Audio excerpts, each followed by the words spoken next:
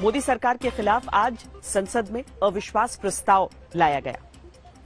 करीब 12 बजे से इस पर चर्चा शुरू हुई। 6 घंटे तक ये चर्चा हुई और पक्ष और विपक्ष के कुल 18 सांसदों ने आज अविश्वास प्रस्ताव पर जो ये चर्चा थी उसमें हिस्सा लिया।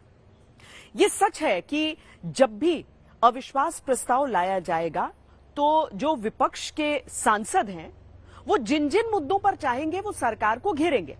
और ये बात भी सच है कि सरकार जिन जिन मुद्दों को उठाना चाहती है उस अविश्वास प्रस्ताव के चर्चा के दौरान उन सारी चीजों पर वो बोल सकती है। पर यह अविश्वास प्रस्ताव किस मुद्दे पर लाया गया था? ये लाया गया था मणिपुर के मुद्दे पर। मणिपुर में जो हिंसा हुई है, लगातार जो चल रहा है, उस मुद्दे पर। तो आज जब चर्चा की शुरुआत हुई तो क्या मणिपुर के मुद्दे को उतनी तरजीह मिली? मोदी सरकार के खिलाफ लोकसभा में मणिपुर पर अविश्वास प्रस्ताव पर चर्चा शुरू होने से करीब 15 घंटे पहले गिरा दो बिल, बहुमत है, ये बिल गिरा दो, लो ये बिल ही गिरा दो, ये बिल गिरा दो। मान्यवर मुझे बताइए, देश की जनता देख रही है, क्या हासिल है वोटिंग से? क्या हासिल है? सवाल आप मणिपुर की स्थिति, मणिपुर की चिंता और सरकार ने उठाए गए कदम पर चर्चा करने चाहते हैं या वोटिंग से शो ऑफ स्ट्रेंथ करना चाहते हैं? और वोटिंग से शो ऑफ स्ट्रेंथ करनी है तो भी हम डरते नहीं है। इसी बिल में कर लीजिए, अभी दूध का दूध और पानी का पानी। नंबर गेम में तो दूध का दूध, पानी का पानी राज्यसभा में सोमवार रात ही हुआ। Eyes 131, nose 102। लेकिन जब लोकसभा में मणिपुर के मुद्दे पर यह विश्वास प्रस्ताव आता है, पहले दिन 6 घंटे बहस होती है, पक्ष विपक्ष के कुल 18 लोग बोलते हैं, तब सवाल उठता है जिस संसद को मिलकर मणिपुर की हिंसा, मणिपुर के हालात, मणिपुर में महिलाओं को लेकर सुरक्षा, मणिपुर में सरकार के उठाए कदमों पर चर्चा, बहस, वाद विवाद करना है, उस सदन में सदस्यों की गंभीरता का अंदाजा 2 तस्वीरों को तुलना करते हुए समझिए। सुबह जब सदन में चर्चा शुरू हुई तो सदन के भीतर ज्यादातर सदस्य मौजूद रहते हैं, लेकिन 6 घंटे के भीतर जैसे जैसे समय सदन स्थगित होने का आया, सदन के भीतर कुर्सियां ज्यादातर खाली दिखने लगी। 9 अगस्त 2023 को प्राप्त 11 बजे तक के लिए स्थगित की जाती है। तो क्या जिस मणिपुर पर अविश्वास प्रस्ताव आया है उसी पर सदस्य गंभीरता से चर्चा नहीं करते? गौरव गोगोई जी, अध्यक्ष महोदय, इस बात को समझने के लिए पहले आपको गौरव गोगोई को सुनना है। पूर्वोत्तर के असम से आने वाले सांसद हैं। अविश्वास प्रस्ताव यही लेकर सरकार के खिलाफ आए। गौरव गोगोई को ही सबसे पहले बोलने का मौका मिला, जिन्होंने सीधे पहले 3 सवाल पूछे। बताइए कि अभी तक मैंने प्रधानमंत्री का नाम लिया, अभी तक मैंने मुख्यमंत्री का नाम लिया, अभी तक मैंने गृह मंत्री का नाम लिया, अभी तक इनकी तरफ से विरोध नहीं आया, लेकिन जब एक विशेष कंपनी के मालिक का नाम लिया तो ये सारे मंत्री और सांसद खड़े हो गए। कांग्रेस की तरफ से अविश्वास प्रस्ताव पर गौरव गोगोई 35 मिनट करीब बोलते हैं। इसमें से 22 मिनट वो लगातार मणिपुर का जिक्र करते हैं, मणिपुर हिंसा पर बोलते हैं, मणिपुर के जिस गैंगरेप वाले वीडियो के बाद संसद तक मुद्दा उठा है उस पर बोलते हैं। अफसोस की बात है सर कि जो सरकार एक इंडिया की बात करती है, आज उन्होंने 2 मणिपुर आपने बना दिए हैं। लेकिन 6 घंटे की बहस में सबसे ज्यादा अविश्वास प्रस्ताव के खिलाफ और सरकार के समर्थन में पहले दिन बोलने वाले चेहरों पर गौर करें तो ये चेहरे मणिपुर पर कम बोलते दिखते हैं। वो उम्मीद पूरी होती नहीं दिखती जब सदन में मणिपुर पर आए अविश्वास प्रस्ताव में संवेदनशीलता, गंभीरता से चर्चा ये चेहरे मणिपुर पर करते। मणिपुर में जो अत्याचार हुआ है उसके विरोध में, उसके ऊपर चर्चा होनी चाहिए करके ये अविश्वास प्रस्ताव ये सदन में लाया गया है। बीजेपी की तरफ से सबसे पहले निशिकांत दुबे को बोलने का मौका मिला। 28 मिनट 15 सेकंड तक ये बोले। मणिपुर शब्द का इस्तेमाल इनके भाषण में 9 बार आया। एक बार भी मणिपुर हिंसा को लेकर जिक्र नहीं आया।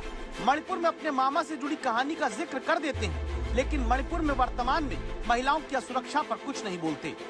मणिपुर का शुक्रगुजार हूँ कि जितना इंडिया जो है आजादी के बाद से कांग्रेस ने नहीं किया होगा, 1947 के बाद से उतनी बार इंडिया का यहाँ नारा लगा। सर मैं ये इसलिए कह रहा हूँ कि आज बीजेपी की तरफ से बोलने वाले पहले दिन दूसरे बड़े चेहरे रहे किरण रिजिजू, पूर्व कानून मंत्री हैं, मौजूदा केंद्रीय मंत्री हैं।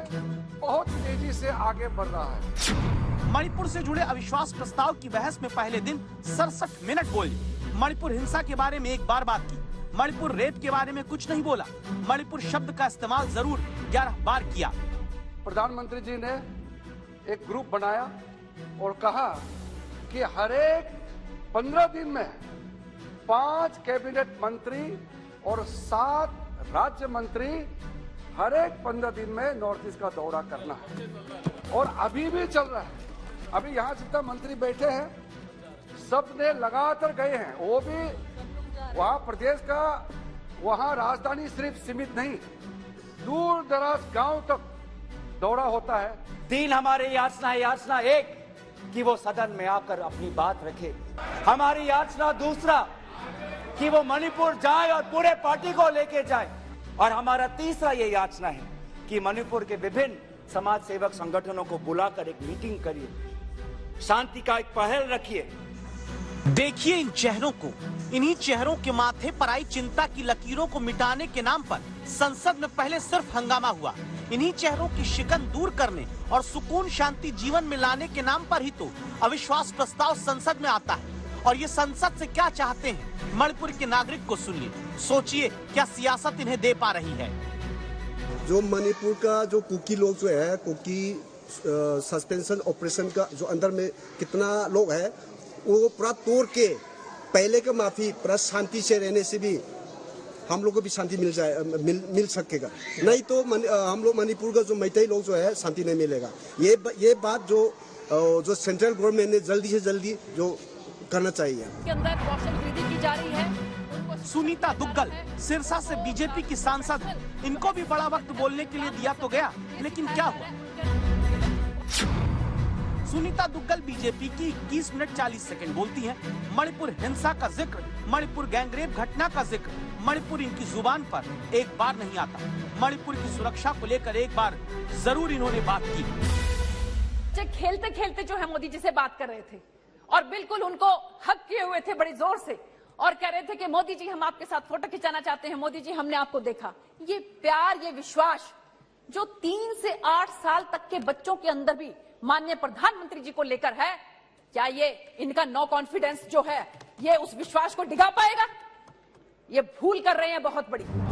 ये ई से ईपीएफओ स्कैम। श्रीकांत शिंदे महाराष्ट्र के मुख्यमंत्री एकनाथ शिंदे के बेटे, शिवसेना के सांसद, और यहाँ पर एफ से फेम स्कीम। 22 मिनट 10 सेकंड पहले दिन संसद में बोले। मणिपुर हिंसा का जिक्र एक बार किया, मणिपुर शब्द 3 बार इनकी जुबान से निकला। मणिपुर रेप का जिक्र एक बार नहीं हुआ। चर्चा में आज ये सिर्फ इसलिए आए क्योंकि इन्होंने हनुमान चालीसा सदन में सुनानी शुरू कर दी। हनुमान ज्ञान गुण सागर, जय कपिसत जो लोक जागर, रामदूत अतुलित बलधामा, अंजनी पुत्र पवन सुतनामा, महावीर विक्रम बजरंगी, कुमति निवार सुमति के संगी, कंचन वरण विराज सुबेसा, गानन कुंडल कुंचत केसा, हाथ वज्र राजे, गान जनेऊ साजे, कंठ शंकर सुवन केसरी नंदन, तेज प्रताप महाजगवंदन, विद्यावान गुणी अति चातुर, राम काज करे आतुर।